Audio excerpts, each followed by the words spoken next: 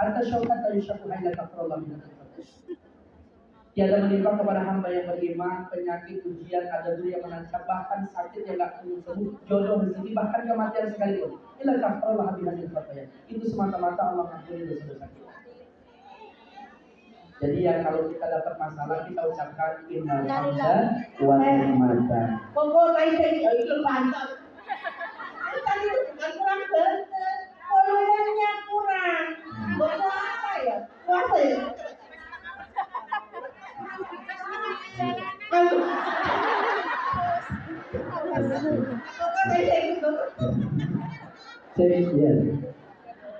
ما يصيب من الصوت أي عاد أي مرض ولا هم ولا آزار ولا ضامن حتى الشوكة يشكها إلى كفر الله بها من الخطايا.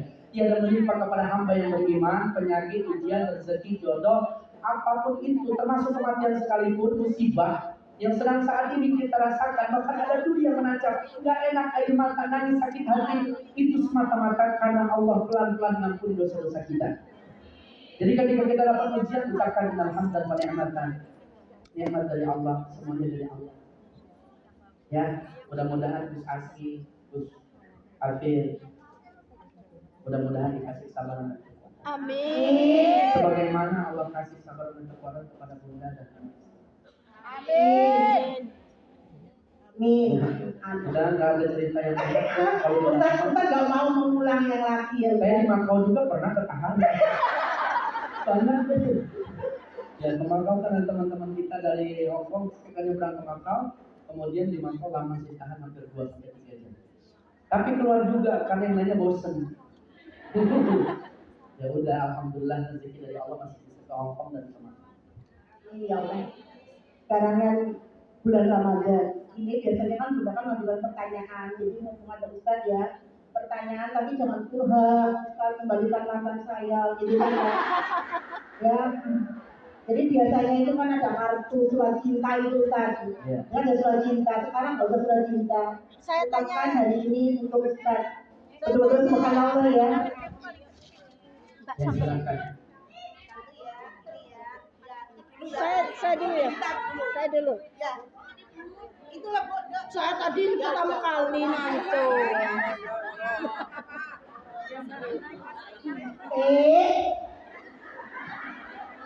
Assalamualaikum Ustaz, saya mau tanya.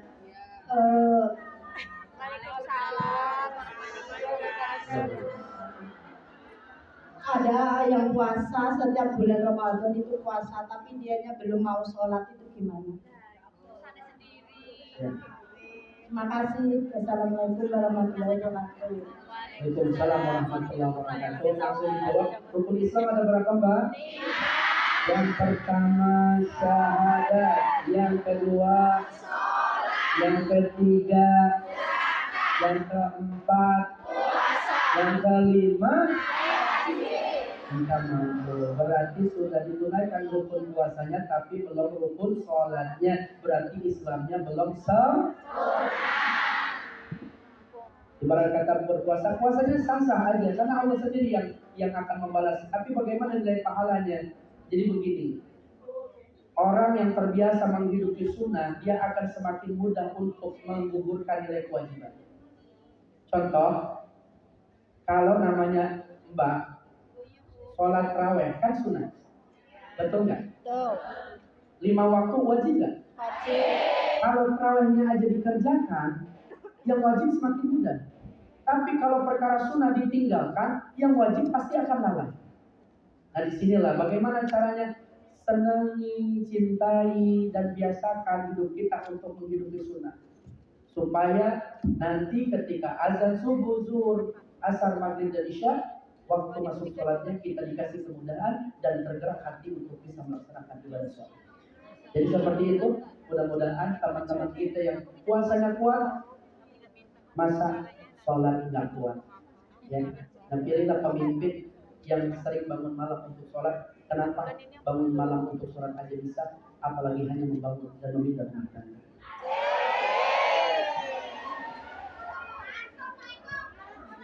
Ya silakan. Assalamualaikum warahmatullahi wabarakatuh. Waalaikumsalam warahmatullahi wabarakatuh. saya punya teman malam. Teman saya ditanya kalau pakai gamis sampai di bawah itu ini lantai lantai bawah itu makanya kan banyak bekas kotoran kayak air kencing anjing kayak gitu loh. Tapi kita kan nggak tahu. Tapi kita nggak tahu itu kena apa enggak. Terus dia tanya sholat kamu itu diterima apa enggak. Terus aku jawabnya Allahu a'lam. Begitu gimana penjelasannya? Yang pertama perbaiki, ya, terima kasih. Yang pertama perbaiki pakaian kita senyaman mungkin. Ya, bagi teman-teman yang berniqab, tujuannya ikhlas hijrah karena Allah, jangan hijrah karena laki-laki, karena nanti dapatnya cuma hanya untuk jodoh. Jangan hijrah karena hindari utang. Karena takut terdeteksi wajahnya, akhirnya pakai niqab. Jadi benar-benar dia memakai itu untuk menutupi dan menjadi muslimah yang baik. Nah, nyamannya gimana? Ya jangan sampai lengser dan seperti Raja Salman yang banyak orang untuk mengangkatnya. Kita maksud saya begini, pakailah pakaian yang nyaman, tetapi itu tidak menonjolkan perkara yang menjadi aurat bagi perempuan. Jadi dihindarkan. Jangan dibiarkan, karena nanti pakaian yang terlalu lengser, ya benar, nanti najis, akhirnya ragu, tidak menilmu, tidak menilmu. Kalau ragu-ragu itu was-was, kalau was-was pasti nggak maksimal, soalnya apalagi bisa jadi khusyuk. Terus bagaimana masalah ibadah kita diterima atau tidak, urusan Allah. Tetapi orang yang berikhtiar dan apik dalam beribadah, itu lebih baik daripada orang yang hanya sekedar menjalankan ibadah. Begitu Mbak. Jadi pakaiannya harus dinaikkan sedikit, yang penting jangan sampai terbuka aurat dan nampak auratnya. Ya Mbak, Allah Akbar. Assalamualaikum warahmatullahi wabarakatuh. Saya mau bertanya, batasan untuk sholat duha di Hongkong dan batasan sholat tahajud di Hongkong. Terima kasih. Waalaikumsalam warahmatullahi wabarakatuh. Waalaikumsalam warahmatullahi wabarakatuh. Batasan duha di Hong Kong, batasan duha di Indonesia, bahkan di negeri Arab sendiri sama jam 9 pagi. Ini paling abdolnya. Tapi ketika fajar waktu isyraq menyingsing, artinya matahari sudah fajar, sudah terbit, maka lebih dari itu jam 6:30, jam 7 sudah boleh mengerjakan sholat duha, maksimalnya sampai jam 12 kurang 10 menit atau setengah 12 sebelum azan waktu zuhur masuk. Waktu duha. Tapi kalau qiyamul lail tahajud bebas dari mulai ba'da isya sampai sebelum subuh. Yang niatkan tahajud, abdulnya bagaimana? Tidur terlebih dahulu. Tapi kalau tidak bisa tidur, daripada main HP, daripada chatting yang nggak benar, apalagi banyak modus buaya darat, kucing garam dan yang sebagainya, lebih baik kita berqiyamul lail dan sholat tahajud boleh di waktu 10, di waktu jam 11, jam 1, maupun jam 2, apalagi di waktu selesai kita sholat, maksudnya selesai kita bangun tidur, itu lebih afdal. Ya, yang pegang lagi ya. Assalamualaikum warahmatullahi wabarakatuh. Waalaikumsalam. Ustaz, kita kan perantauan di sini. Terkadang kalau kita menjalankan sholat di waktu itu, terutama di waktu maghrib, kita itu nggak pernah sholat tepat pada waktunya. Dan kita sholat mungkin ada yang 6 tahun, 8 tahun, bahkan lebih ya. Saya sendiri 6 tahun. Nah, setiap seperti itu kita melakukannya dengan pondok waktu sholat isya. Itu gimana Ustaz? Terima kasih. Waalaikumsalam warahmatullahi wabarakatuh. Waalaikumsalam warahmatullahi wabarakatuh.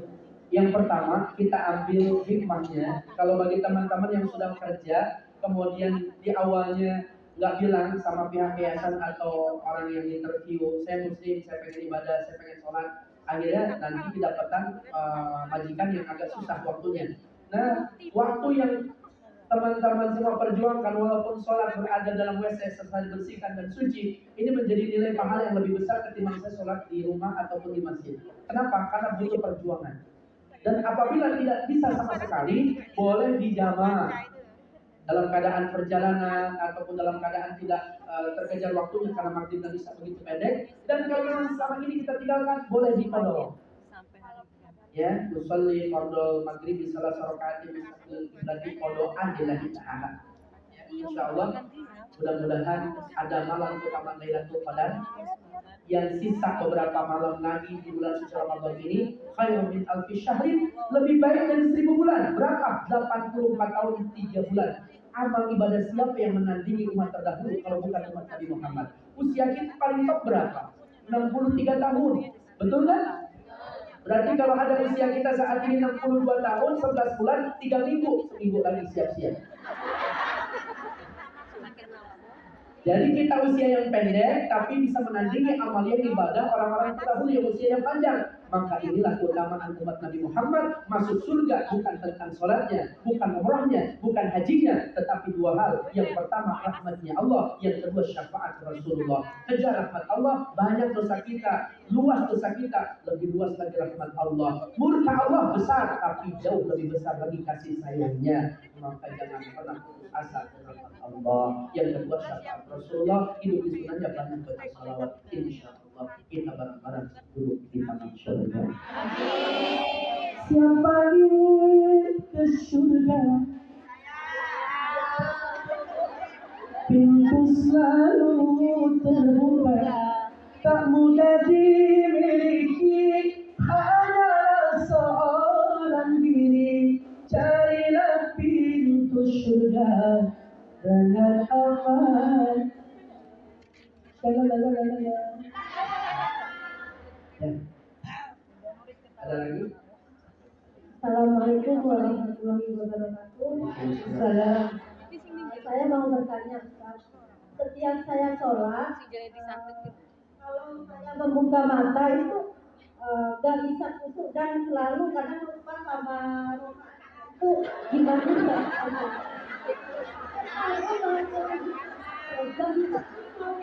Kalau saya menutup mata, saya bisa kusuk. Gimana harusnya? Bismillahirrahmanirrahim. Qad aflahal mu'minun alladzina hum fi salatihim khashi'un. Sungguh beruntung orang yang beriman, siapa mereka yang dapat sholat dalam keadaan khusyuk. Ada 3 tingkatan. Yang pertama ibtida, mubtadi'in, yang kedua abidin, yang ketiga arifin. Ibtida itu golongan utama. Takbiratul ihram, Allahu akbar, ibtida, Fatihah, kemudian surah sunnah, Allahu akbar, sami Allahu liman hamidah, Allahu akbar. Allahu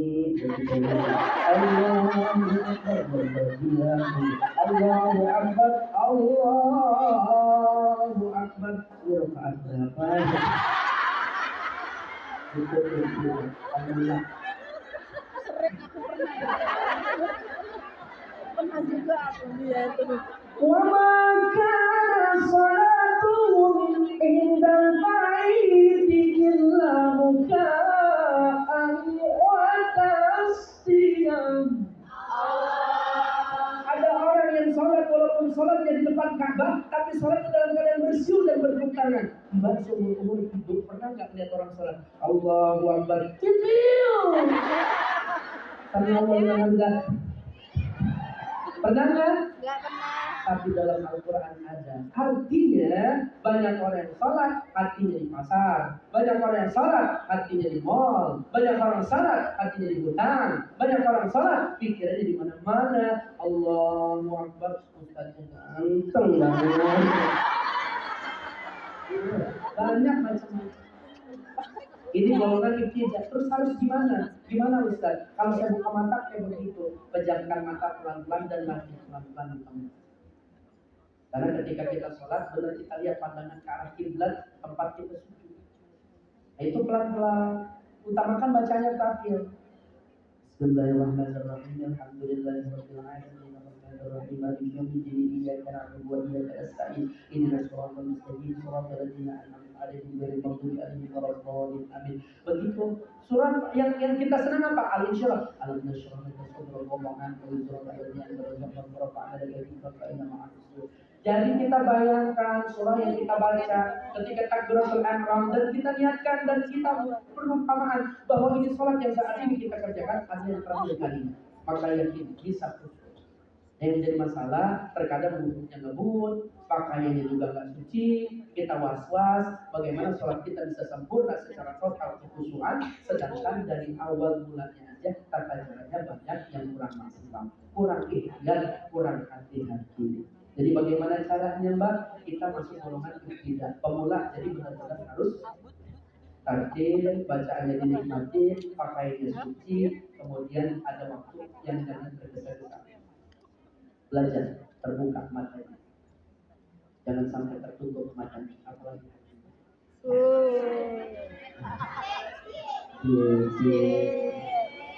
ada lagi Satu lagi ya. Assalamualaikum Ustaz. Ini Ustaz mau nanya, amalan apa sih yang pasti diterima sama Allah Subhanahu wa taala? Mohon pencerahannya. Amalan apa Yang pasti diterima Allah Subhanahu wa taala. yang pasti diterima oleh Allah?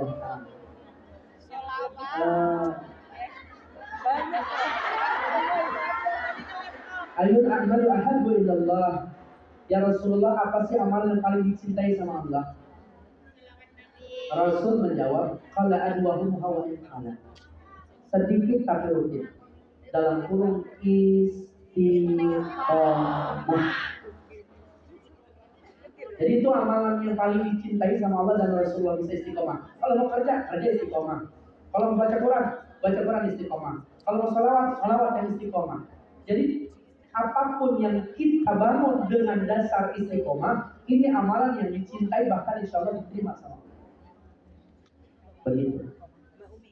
Ada lagi? Terima kasih Ustaz. Wassalamualaikum warahmatullahi wabarakatuh. Iya, yang belakang mau teriak Pak. Ini kayaknya kalau sambil bertanya begini kita sampai maghrib kayaknya. Kuat sampai ada maghrib. Assalamualaikum Ustaz. Saya mau tanya, kan saya belajar saham sama investor saham sama trading. Boleh nggak? Boleh dulu.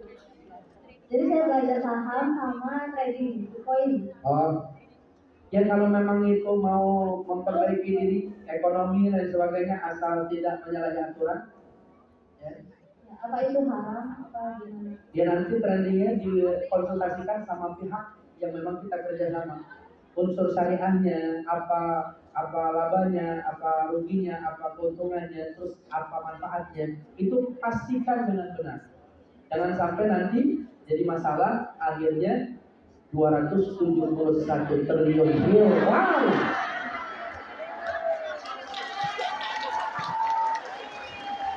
Coba kalau buat teman-teman yang berjuang di negeri Hong Kong, di Taiwan, Indonesia makmur, satu kepala orang di Indonesia itu punya gaji tanpa kerja 20 juta per bulan.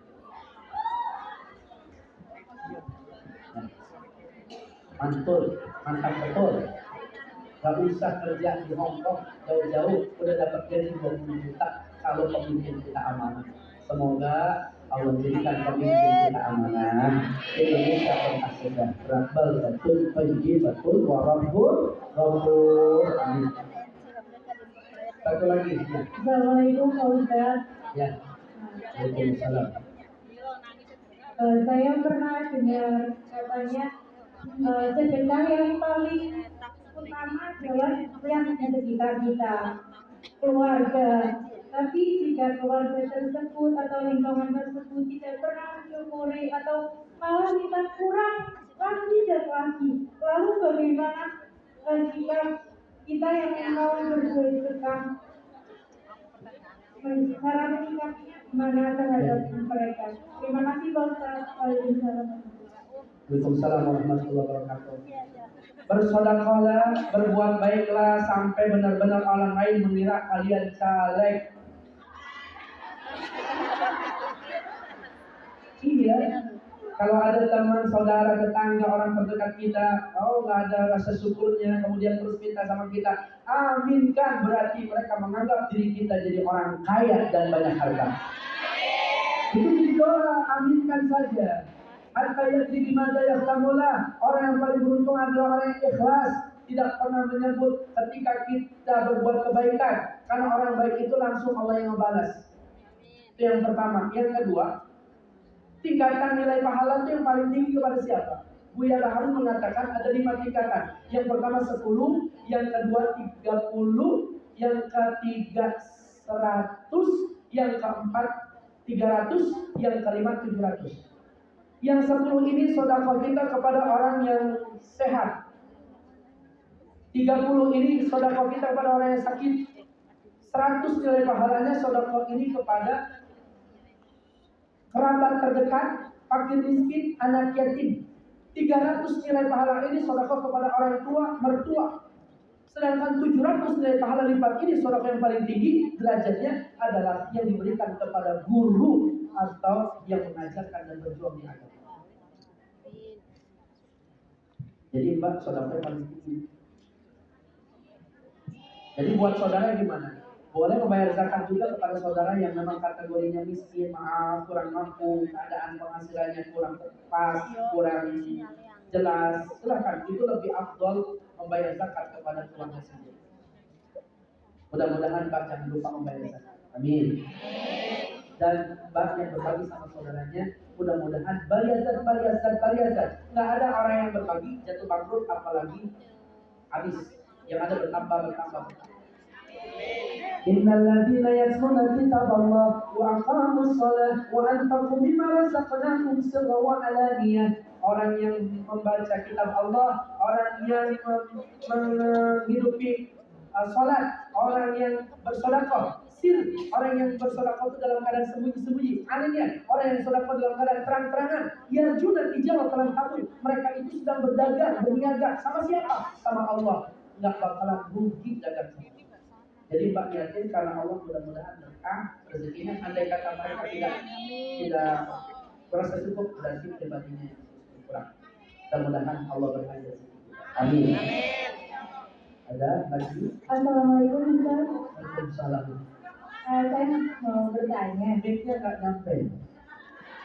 Saya kan sama cowok saya itu kan udah lama gitu. Kalau itu sama-sama kerja, terus ngasih semangat, ya nggak pas di bulan puasa kayak gini kan semangat, terus pas bulan puasa kayak gini semangat dia saya harus kayak gini. Itu namanya MODUS.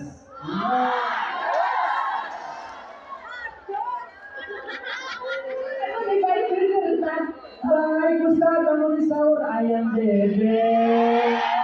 Ayo bangun sahur, aku sudah makan sahur. Terus kamu lagi apa? Nyuci piring, iso sweet. Kamu lagi apa? Aku lagi OTW kemana? Ke hati kamu. Modus. Aduh, lagi. Jangan percaya laki-laki model ini.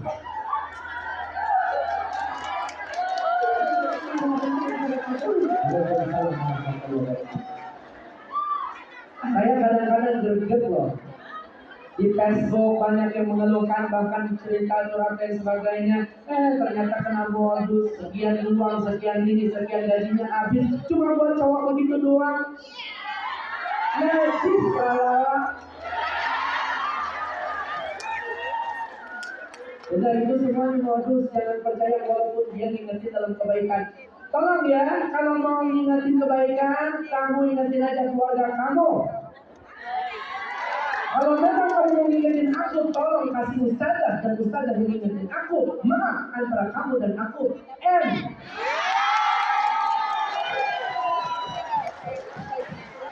Maaf ya Mbak, karena memang seperti itu. Saya kan laki-laki Mbak. Beneran. Gitu. Setidaknya banyak pengalaman di lingkungan saya dan saya bisa melihat. Jangan sampai kita mau dibodoh-bodohin, dimodus-modusin, Mbak capek Mbak kerja. Mbak berjuang luar biasa perjuangannya Mbak. Kok winnya habis gara-gara rayuan my wife, my husband, my honey, bebek cinta mama ini, papa ini, mantap.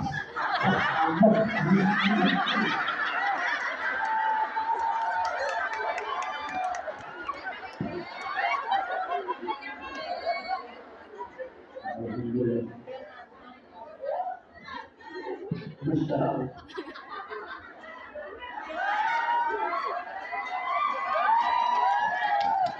Ini beneran itu. Ya Allah, ini sorban pagi totalnya 31.711. Alhamdulillah ya Allah. Terima kasih ya Bu ya teman-teman semuanya. Jadi Ustaz nanti nggak ngelepo lagi ngerame ya Ustaz ya. Sampai di sini ya Ustaz ya. Ngamen terus nih. Oh ya beliau ada di sini tanggal 1 Mei ya. Di masjid ya.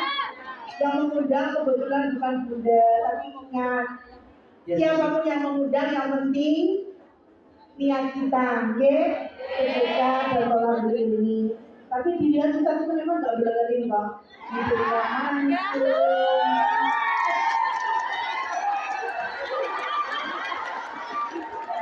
Di Timur.